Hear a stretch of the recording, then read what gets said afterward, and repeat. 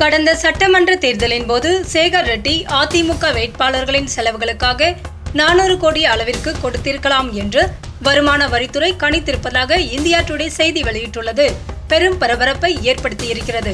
அதிமுகவில் ஏற்பட்டுள்ள உட்கட்சி பிரச்சனைகளால் இது வெளிச்சத்திற்கு வந்துள்ளதாகவும் இதில் எடப்பாடி பழனிசாமி பெயரும் உள்ளதால் இது அவருக்கு பெரும் பிரச்சனையாக கூடும் என்றும் தகவல்கள் வெளியாகியுள்ளன.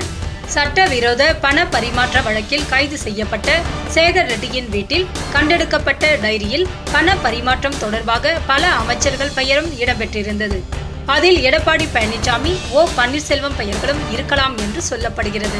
87 நாட்களுக்கு பிறகு ஜாமீனில் வந்த சேகர் ரெட்டியை மீண்டும் அமலாக்கத்துறை கைது செய்தது.